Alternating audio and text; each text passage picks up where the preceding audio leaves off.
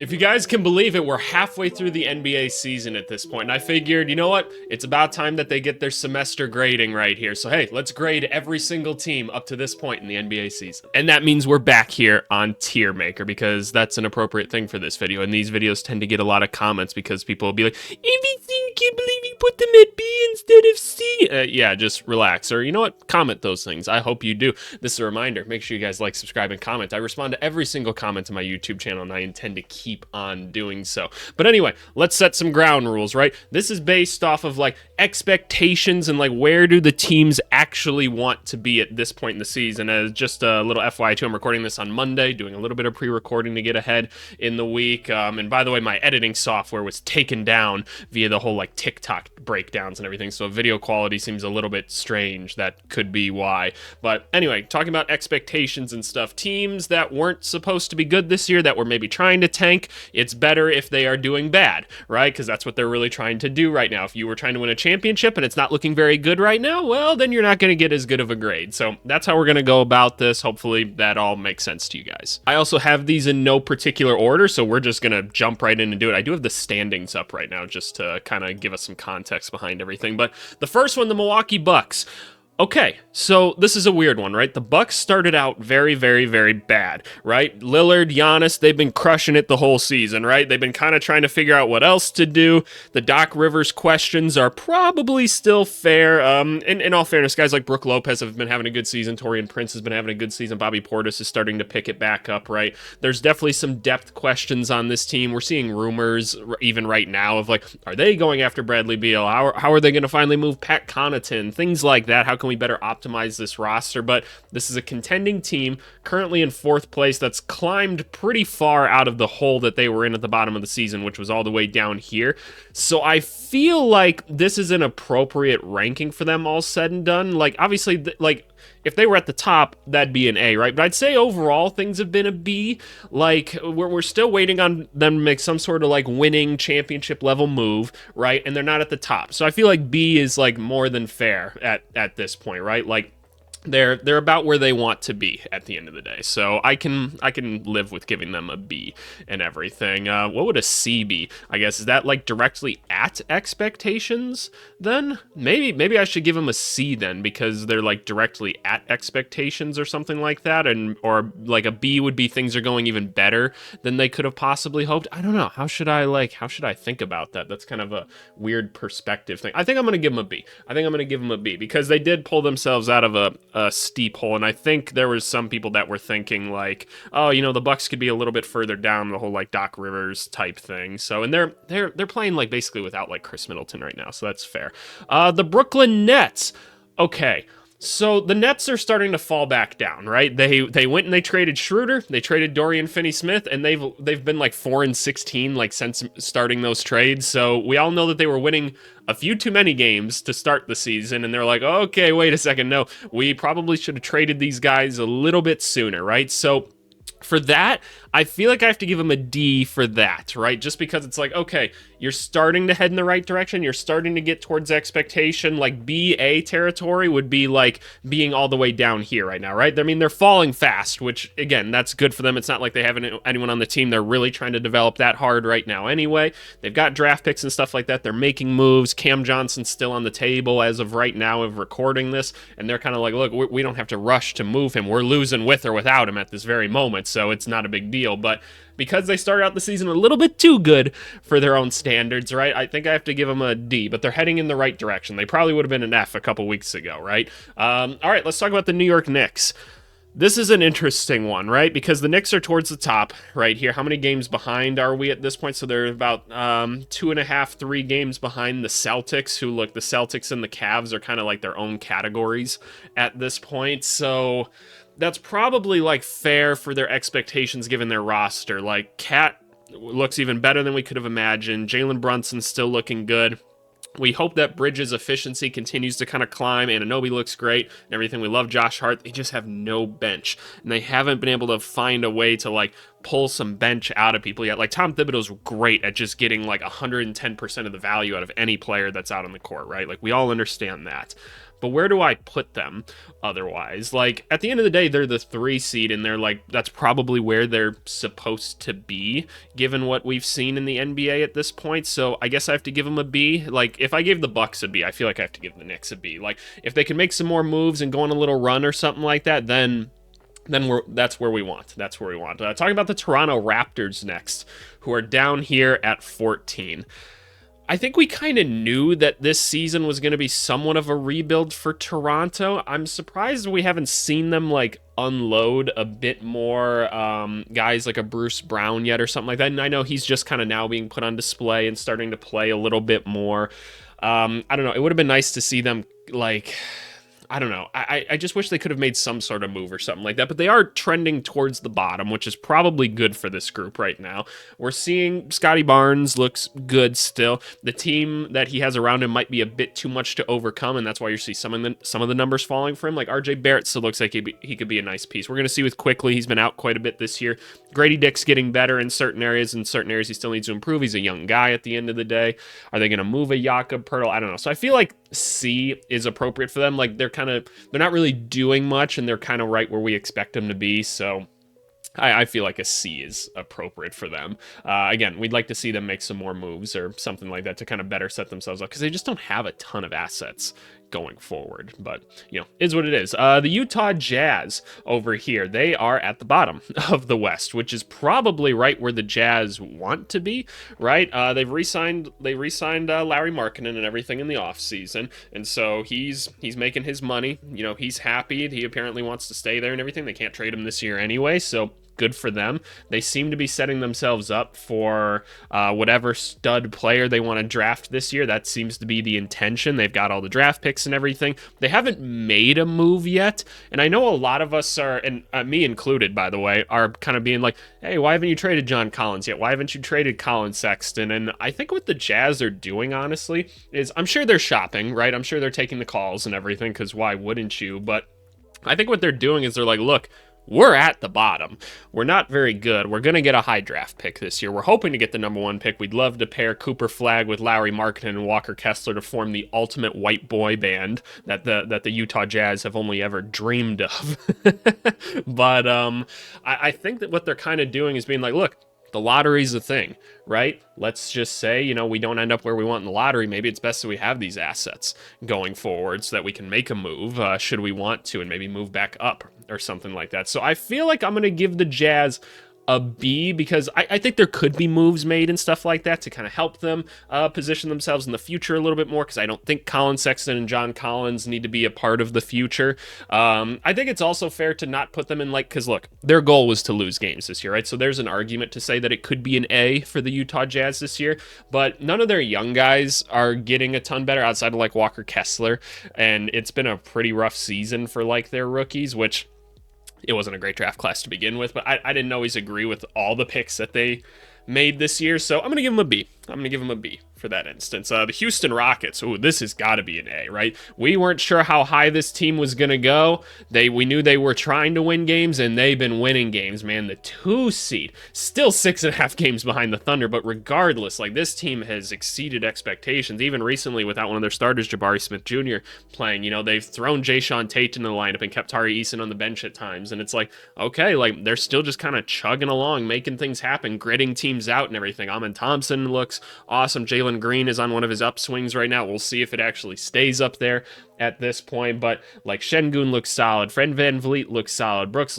he's having a good season. It's like, do they have like the one dude, you know, come playoff time that they can really turn to and make things happen with? That's what I think will be interesting come playoff time. This could be one of those teams that I could see, like, man, if like a Dallas or like a Lakers or like down here by playoff time or something like that, that could be a team that like upsets the Rockets like first round, because I feel like we're maybe overperforming like a little bit because there's a lot of young depth that's really out there like gritting and grinding the whole time, but come time to really set a game plan and everything, this team could be easy to game plan for. So something to watch out for, but they get an A regardless right now, so good for them. The Pelicans, that's an F. This season has been a complete disaster. It's been awful. It hasn't been good for them. There's an ambulance going by my apartment, so I'm going to wait. People must be freaking freezing to death in Minnesota right now. I mean, it is cold. It's stupid cold. It was one of those mornings where you put the key in the car and it's like, I'm like, okay, cool. And I'm in like a covered garage and everything, so I don't know. But yeah, no, the Pelicans,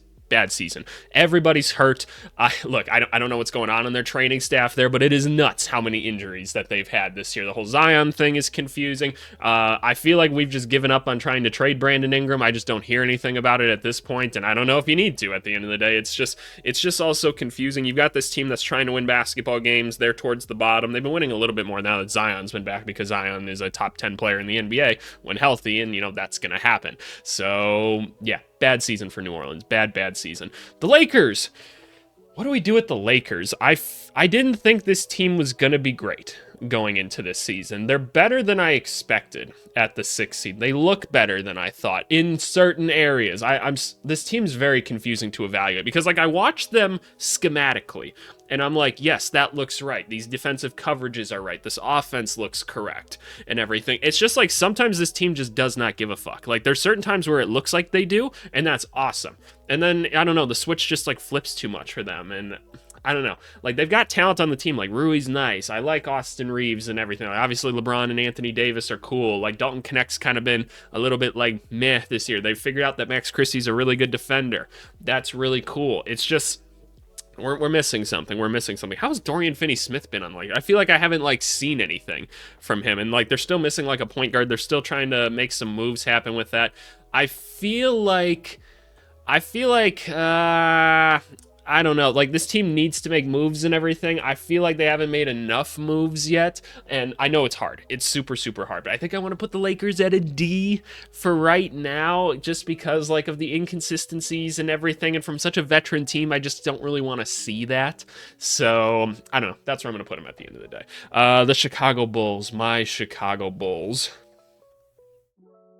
F. Fuck you guys. I'm sorry. No, the Bulls season has been a disaster for everything. Because what was the point of this season, right? What is the point of this season if you're a Chicago Bulls fan or you're running this team or whatever, right? You brought back this team. You've got Josh Giddey now who, look, I like watching Josh Giddey play basketball. He's a good basketball player. He's everywhere I need him to be. Is he going to be a 20-point a game scorer? I don't necessarily think so. That's not what I'm trying to develop him into. I'm trying to develop him into basically everything else besides a score, and, that's looking pretty good. The turnovers are a little bit high still, but, it's whatever. The Bulls team's a little bit kind of just run and gun and try to force things and make it happen, but what's the point, man? Levine is good. Vucevic is good. Kobe's good. They still don't win games. They still don't. They're still the 10 seed. They're the 10 seed every fucking year, and it's the worst. They're not bad enough to get a good draft pick in a good draft class. They haven't been able to sell off the assets that don't make any sense. Patrick Williams is kind of disappointing to watch at this point. Matas Buzelis, I'm not thrilled about, in all honesty. He punches home some fun dunks, but I'm just not excited about him. So yeah, no, it's a disaster. It's a disaster. I'm pretty bummed about it. Minnesota Timberwolves. We have to rank them with the expectations coming into the season, and that has to do with having Karl Anthony Towns on the trade. Then they made a trade to get rid of Karl Anthony Towns. And where are the Timberwolves now? They're an 8th seed with inconsistency, and it feels like every 2 weeks Anthony Edwards is yelling at the starters. This isn't a complete disaster because they're still a winning basketball team, but it's a D. I think it's a D. The Julius Randle thing doesn't work. We understand that it doesn't work. I think all of us are cool with saying that. I mean, he's a great basketball player, but, he tends to not fit places. He's perfect for a bad team. If you threw him on the Charlotte Hornets right now, he's going to make the Charlotte Hornets better. If you're on a good team, Julius Randle might bring you down a little bit. So that's kind of the give and take with him. The team is poorly kind of compromised in the sense where there's just regression by Conley, but there's no spacing ever. McDaniels is kind of a nothing on offense. Gobert's a nothing on offense. And so Ant's just out there chucking threes, which he's making them, and that's awesome. But there's so much pressure on him to just take these outside shots because he's getting double teamed and he's even complaining about it, which fair enough, honestly, but they can't get Ant going to the rim, and it's this is annoying. They don't play Naz Reid enough. He's regressing and just not getting enough playing time. I feel like they've misused the lineup. The rookies should be in more. I've got a lot of complaints with this team, honestly. I don't ever call for jobs or anything like that, but I think the staff is not doing a very good job with the Timberwolves. I know they didn't build the roster at the end of the day, but I feel like the roster could be better utilized than what it is. The Portland Trailblazers. The goal of the Portland Trailblazers this year was probably to lose games again, but to develop young guys. And they have not done a great job of developing the young guys yet. I still don't know what kind of player Shaedon Sharpe is. Anthony Simons is still on the team. DeAndre Ayton's still on the team, just taking up space from guys like Donovan Clingan and Scoot Henderson. Scoot's been balling recently, by the way, so that's awesome. I hope that they can find a way to get him some more space. Clingan's cool when he gets on the court. I want to see more of that. Let's see him with like Kamara. They finally gave Denny a bigger role on the team, which is great. I don't know why it took two franchises to realize that dude's like a good basketball player, but it was the Wizards and the Trailblazers, two teams that aren't always the best at evaluating talent. So, is what it is. But they're bad, which is good, but they're not developing anybody, right? So what do we do with them? I feel like D as well for them because, again, they're doing one thing correct, which is losing basketball games, but they've just got all these assets that they're not moving on from that they could use going forward. Like, throw these guys out to someone like a Banton or something would be huge for somebody. Give DeAndre Ayton away if somebody will take him, right? Jeremy Grant's like these contracts just aren't needed on this team. You don't need Simons. There's teams that would take these guys. Like, there has to be, and I don't know. We're not developing the young guys enough over there. So let's hope that before the deadline they can make some of those moves. Let's hope. Fingers crossed. I'm rooting for them. They got a lot of players I like on there. The Denver Nuggets. What do we say about the Nuggets, man? They're the 4 seed, which is good. That's where they're supposed to be. They haven't been able to address the depth issue. Like, the Russell Westbrook thing has worked out well. That's really cool. Him and Jokic play really well together. Strother continues to look better and better. I'm on Strother watch at all times because I look at that guy and I'm like, this guy should be a pretty good basketball player. So just wait. My senses go off with him all the time, and he's having some good outings here and there. The rest of the starters are playing really, really good. So we have no complaints there. Murray, Michael Porter Jr., Aaron Gordon, Brown, all look good. What do we want to give them? Like a B? They haven't been, like, they kind of fall into like that Bucks Knicks category where like we know they need to make some moves and they haven't been able to, and it's really, really hard, but they're still in line with like their expectations for like wins and stuff. So I feel like that's fair. Oklahoma City Thunder, they get an A for everything that they do as an organization of all time. That's just who they are. They're better than all of us, and you know what? We just have to live with that if we're not an OKC fan. And if you're an OKC fan, you lucky ducks. Don't take this for granted.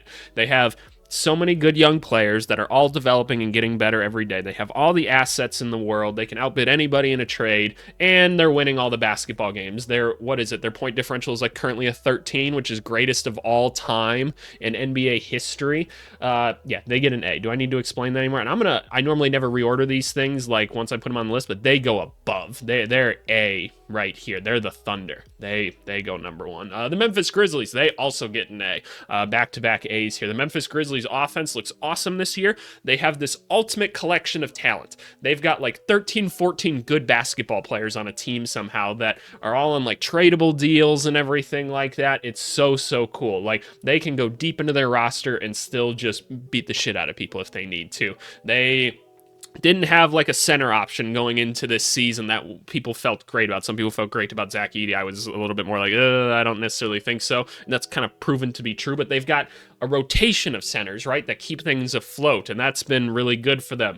The wing position has been a question for them, but they found Jalen Wells and turned him into something. That's awesome, right? Like, Ja's been in and out this season, but when he's been more of a playmaker, which is really cool. Jaren Jackson Jr. looks like a DPOY candidate again, which is awesome to see because he had kind of fallen off the past couple seasons defensively, and that this is what happens when you actually have competent players around you again, right? Could they make like a move or something like that? And should they? Probably. There's probably more that they can do with this team. But overall, like, where they rank and everything is super high. They're the 3rd seed. I think that's higher than we would have expected. So shout out the Memphis Grizzlies, man. And shout out Desmond Bane, just because I didn't say his name. Shout out Desmond Bane. The Dallas Mavericks. This is a hard one for me to evaluate. Because, like, the roster looks good. It's just their star players have been out. Luka's been out a good amount of the season. Kyrie was out for some time.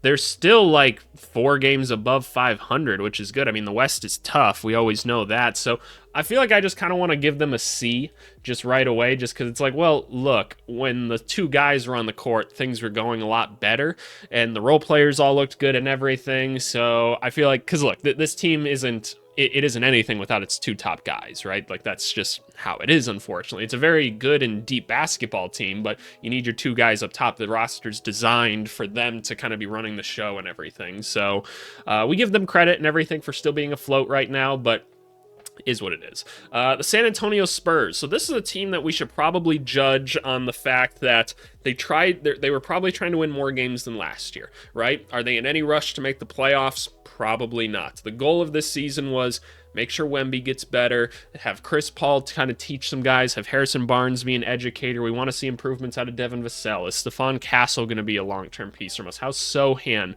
looking, right? Is Keldon Johnson going to be someone we can use off the bench going forward? What about Trey Jones?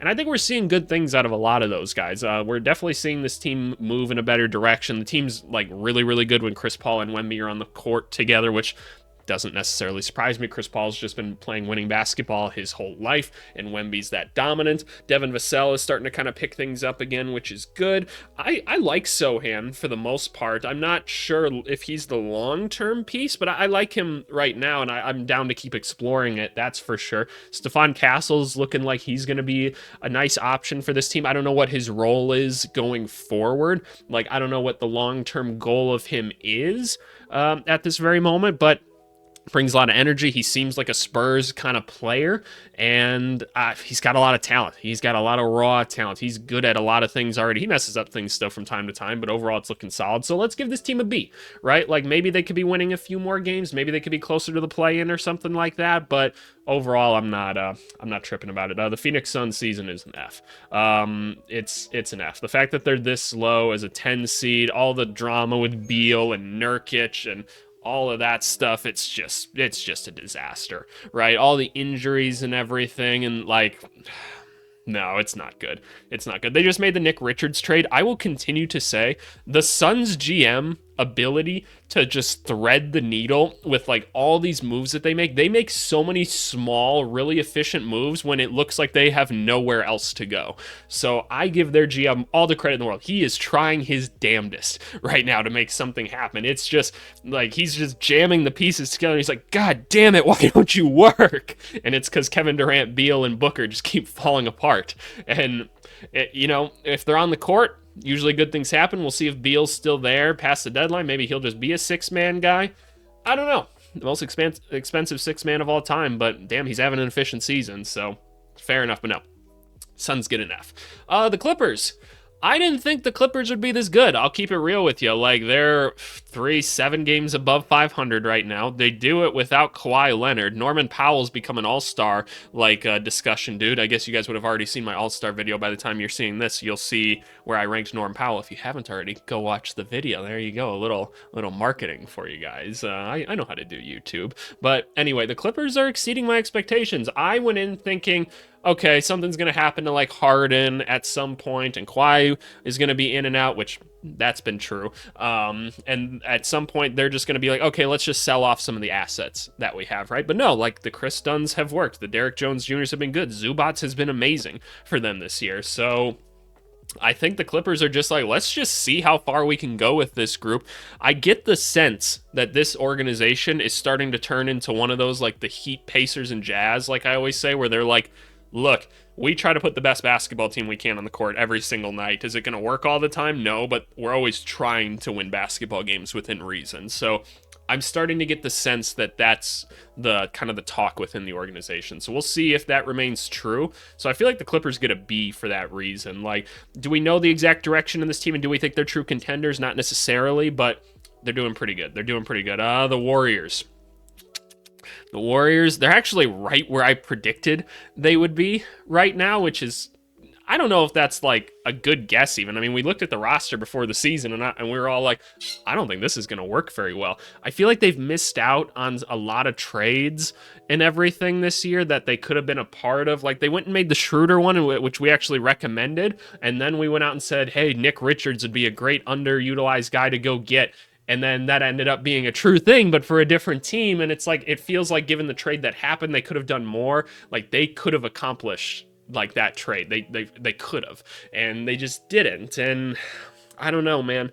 I don't know. It just feels like they're doing a disservice to Curry. at this point. I wish they would have found a way to at least keep Clay, but I'm giving them a D. It's not an F because I think this is where they're kind of supposed to be, but it's just sad that we're not seeing a little bit more happen for them player movement wise or anything. Detroit Pistons, A. Absolutely an A. The goal of this season was to win basketball games, and they are starting to do that. The Pistons are 500. They have fallen off as of yesterday, it looks like, out of the 8th seed. But this team's 500. They were a joke last season. They put NBA players around Cade. Cade's looking like the dude. That was a big goal. They're like, okay, we got our dude. We got Cade Cunningham. He's really, really good. He's going to be a great basketball player, right?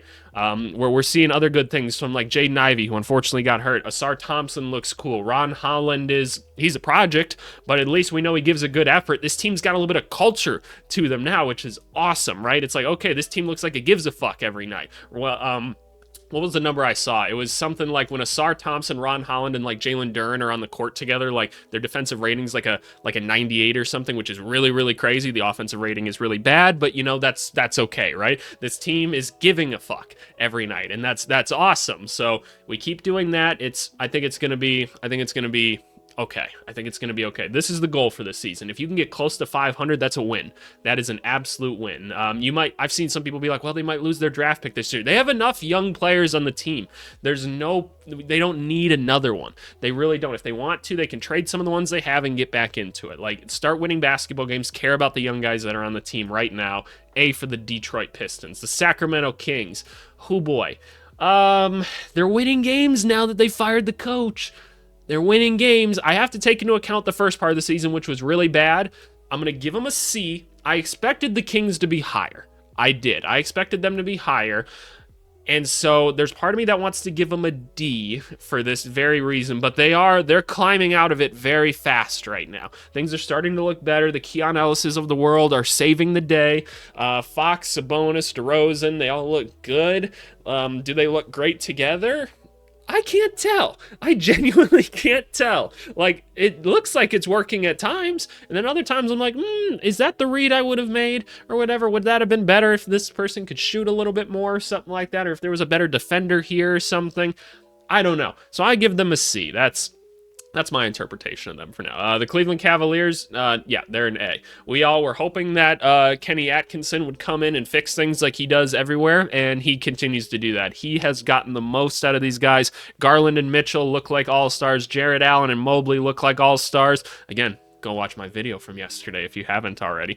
But no, it's looking awesome. Karis LeVert has kind of turned into something. There's another ambulance. Damn, I'm gonna put someone in an ambulance if those things keep going by. I'm on like the 5th floor of my building and I'm like not facing the road, so like I don't know why it's so loud. But anyway, no, Cleveland's awesome. They're getting the most out of so many guys. They've even said like, look, we could make a couple trades right now to get better, but should we? Like, we're just kind of rolling right now. Like, and I can't disagree with that logic. Like, I don't think you'd want to be the guy that like is running this team and things are just going perfectly. They did get killed by the Thunder, but that's the Thunder, right? It's gonna happen, and you're like, okay, well now I'm gonna make this little move in this perfect puzzle that I have right now, and then it all falls apart or something, right? Like, you're like, oh no, like it's going so well, you don't want to touch it. So that's what I would say at the end of the day. Cleveland, you get an A. Good for you guys. The Boston Celtics, they get a B. I think that's fair. Like, they're where they are supposed to be. Like, 29-13 is an amazing record. Like, they look really, really good at basketball. No question about that.